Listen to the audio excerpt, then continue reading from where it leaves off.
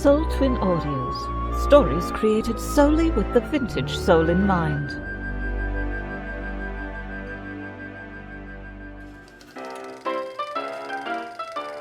Psst! Hey! Patchwork Classics. Patchwork Classics. Patchwork Classics. Patchwork Classics. Shh!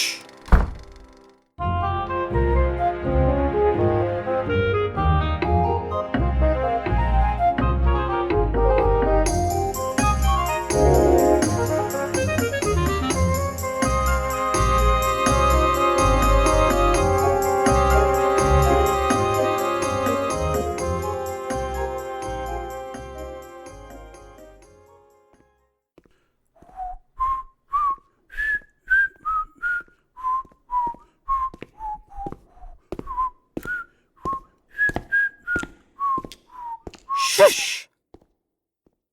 Ring Once for Death was adapted by Rachel Pulliam from the short story by Robert Arthur, originally written for Amazing Tales in March of 1954. Extensive research did not uncover any evidence that the U.S. copyright on this publication was renewed. And now, Ring Once for Death, starring Gina Moravec and Richard Braddock.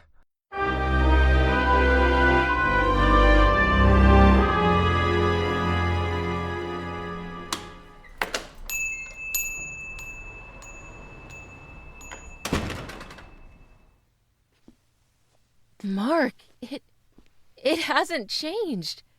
It doesn't look as if a thing has been sold since we were here on our honeymoon. It certainly doesn't. If someone hadn't told us Sam Key was dead, I'd believe we'd step back 20 years in time, like they do in those scientific stories young Diana reads. We must buy something. For a 20th anniversary present for me. Perhaps a bell? Good evening. May I show you something? We think we want a bell, but we're not quite sure. You're Sam Key's child? Sam Key Jr. My honored father passed to the halls of his ancestors 5 years ago. I could just say that he died, but customers like the more flowery mode of speech. They think it's quaint. I think it's just nice, and not quaint at all. We're sorry your father is dead. We'd hoped to see him again. 20 years ago, when we were a very broke young couple on our honeymoon, he sold us a wonderful rose crystal necklace for half price. I'm sure he still made a profit. But if you'd like a bell, here are some small temple bells, or camel bells. We have dinner bells. A bell carved out of crystal, and rose crystal at that. Oh, what could be more perfect? A rose crystal wedding present and a rose crystal anniversary present. I don't think you want that. It's broken. Broken? It looks perfect to me. I mean, it is not complete. It has no clapper. It will not ring. Why, that's right. The clapper's missing. The bell and the clapper were deliberately separated by my father 20 years ago. My father was afraid of this bell. Afraid of it? It will probably sound like a story for tourists, but my father believed it. This bell was supposedly stolen from the temple of a sect of Buddhists somewhere in the mountains of China's interior. So just as many Occidentals believe that the Christian Judgment Day will be heralded by a blast on St. Peter's trumpet, so this small sect is said to believe that when a bell like this one is rung, a bell carved from a single piece of rose crystal, and consecrated by ceremonies lasting 10 years, that any dead within sound of it will rise and live again. Heavenly. And no pun intended. Mark, think what a help this bell will be in your practice when we make it ring again. I'm just teasing him. My husband is really a fine surgeon. I must tell you, you will not be able to make it ring. Only the original clapper, carved from the same block of rose crystal, will ring it. That is why my father separated them. I have told you only half of what my father told me. He said that, though it defeats death, death cannot be defeated. Robbed of his chosen victim, he takes another in his place. Thus, when the bell was used in the temple of its origin, let us say when a high priest or a chief had died, a slave or servant was placed handy for death to take, when he had been forced to relinquish his grasp upon the important one. There, a preposterous story. Now, if you wish it, the bell is $10, plus, of course, sales tax. The story alone is worth more. I think we'd better have it sent, hadn't we, Edith? It'll be safer in the mail than in our suitcase. Sent? Oh, of course. And as for its not ringing, I shall make it ring. I know I shall. If the story's true, I hope not.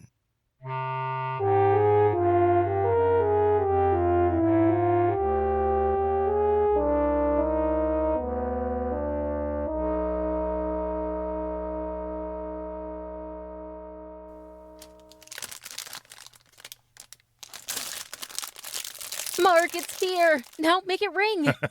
Just for the sake of curiosity, and not because I believe that delightful sales talk we were given. Let's see if it'll ring when I tap it. It should, you know. Surely something will make it ring. I know. Let's see if this will do it. If you're finished, Mark, let me show you how it's done. Gladly. How did you do that? I just put the clapper back in place with some thread. The clapper?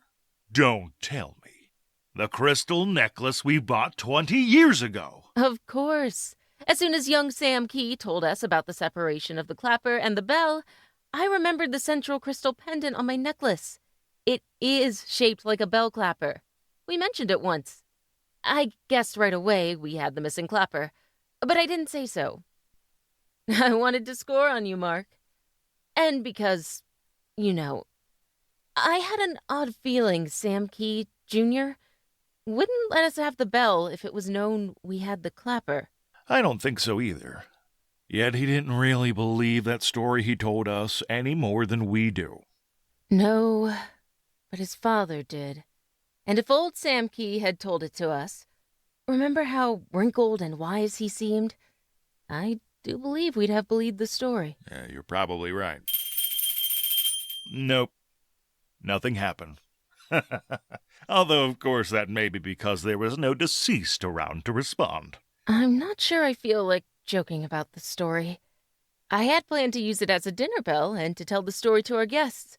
But now, I'm not sure. Oh, sit still, I'll answer it.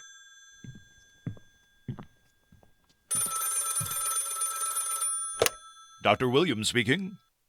Oh, that's terrible. Yes, I'll right away. What happened? An emergency operation. A nice young man, automobile accident.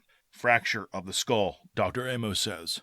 He wouldn't have disturbed me so soon after our trip, but as the only neurologist in town, with Dr. Hendricks away on vacation... I know. A doctor's work is never done. Come on, I'll drive you.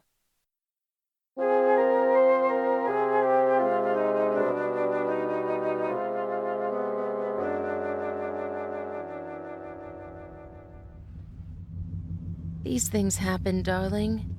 You know that. A doctor can only do so much. Some of the job always remains in the hands of nature. And she does play tricks at times. Yes, confound it, I know. But I resent losing that lad. There was no valid reason for it, unless there was some complication I overlooked. I ordered an autopsy, but yes, I'm gonna do that autopsy myself. I'm gonna turn back and do it now. I have to know.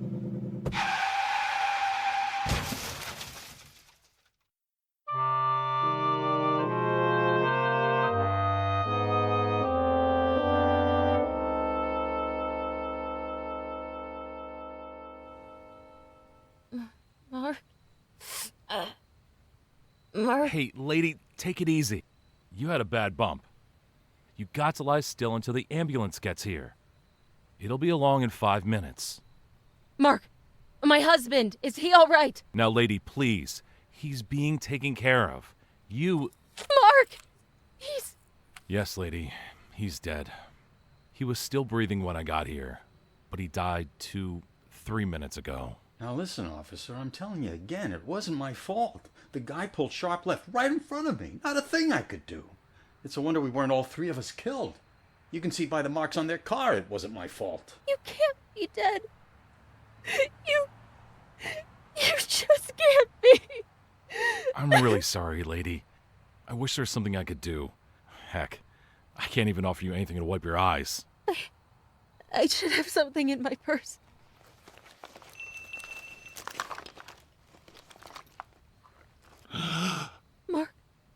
Mark, darling! Edith, sorry. That was careless of me. Thinking of the hospital. You're alive! You're alive! Oh, darling, lie still. The ambulance should be here any second. Ambulance? I'm all right now. Help me sit up. But, Mark... Just a bump on the head. Easy, buddy, easy.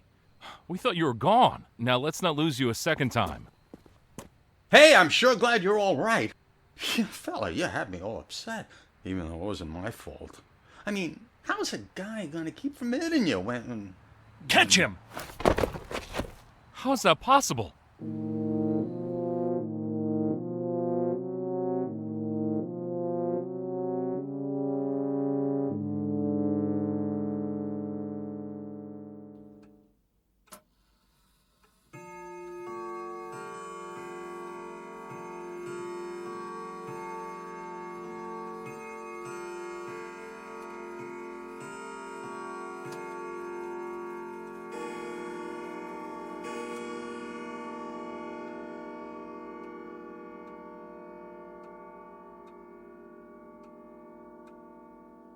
You're awake. I woke up a few minutes ago.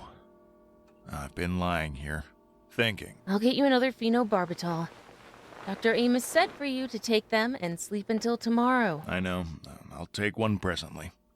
You know, hearing that clock just now reminded me of something.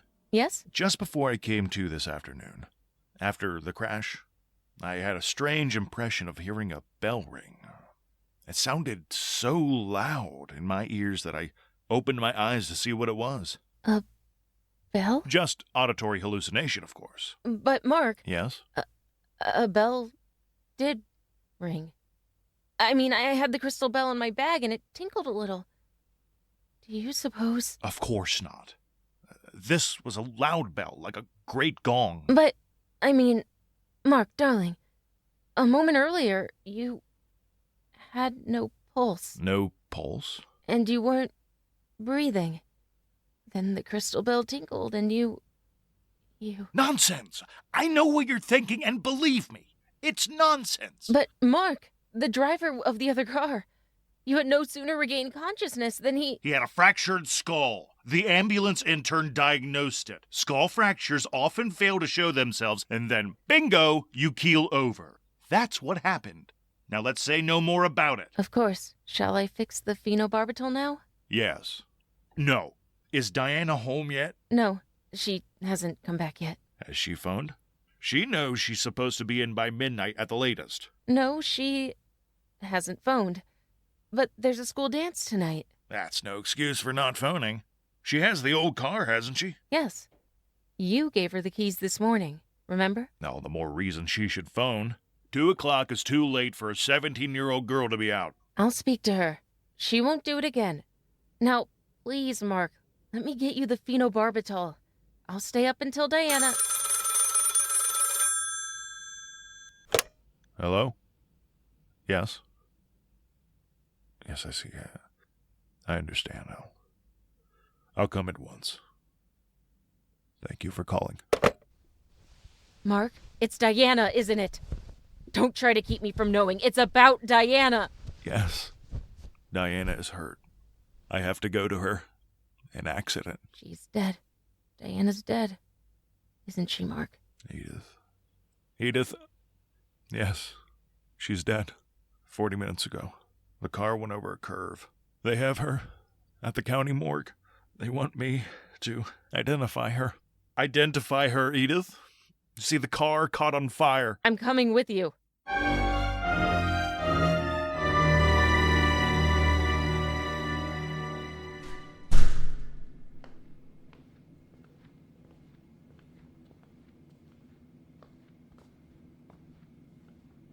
Mark, was it? Yes, it's Diana.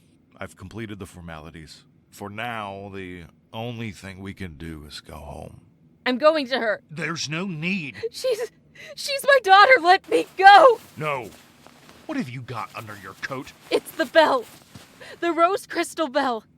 I'm going to ring it where Diana can hear. It brought you back, Mark. Now it's going to bring Diana. Edith, you mustn't believe that's possible. You can't. Those were coincidences. Now, let me have it. No, I'm going to ring it. I want Diana back. I'm going to ring the bell. There. I've rung it. I know you don't believe, but I do. It'll bring Diana back. Diana, can you hear me? You're just tormenting yourself. Come home. Please, come home. Not until Diana has come back. Diana, can you hear me? Give me that. Oh, Edith, if only you'd let me come alone. Mark, listen. What? Listen. Mother? Dad? Where are you? Diana. It's Diana. Let me go. I must go to her. Mother? Are you in there? Let me go. Yes, Diana. We're in here. Edith, if you have ever loved me, listen to me. You mustn't let her in. I had to identify her by her class ring and her wallet. She was burned. Terribly burned. I'm going to her. Edith, no. Wait. Oh, Diana! Hey, Mom! I'm sorry. I'm terribly sorry. But I didn't know what had happened until I got home and you weren't there. And then one of the sisters from the sorority called me. I realized there must have made a mistake and you'd come here. And I called for a taxi and came out here. My taxi left me off at the entrance around the block. And I've been looking for you down there. Poor Paula. Paula? Paula Friedberg. She was driving the old car. I lent her the keys and my driver's license. I shouldn't have, but she's older and she kept begging me. Then it's Paula who was killed. Paula who was burned? Yes, Paula. I feel terrible about lending her the car. But she was supposed to be a good driver. And then them calling you and Dad thinking it was me. Then Mark was right. Of course he was right. It's just a bell. A pretty little bell, that's all. Belle?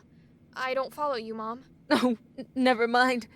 It's just a bell. It hasn't any powers over life and death. It doesn't bring back and it doesn't take away. But let's go back up to your father. He may be thinking that the bell really worked.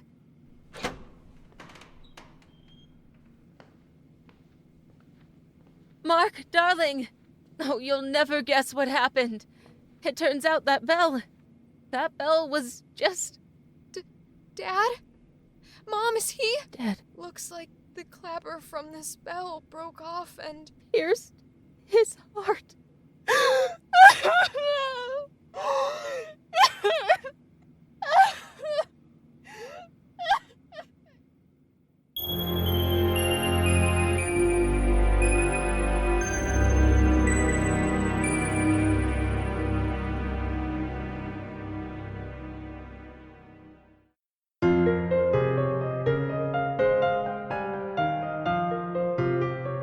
You've been listening to Rachel Pulliam's adaptation of Ring Once for Death, which is episode 2 of Patchwork Classics, a new series of audio plays from the public domain for Soul Twin Audios.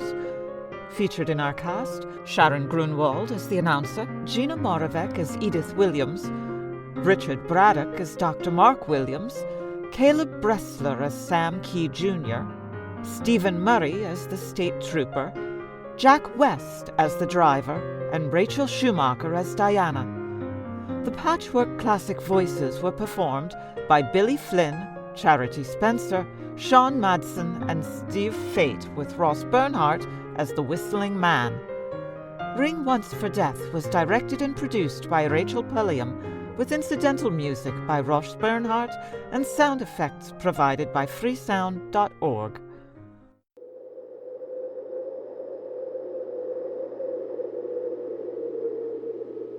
Patchwork Classics is a Soul Twin Audio's production.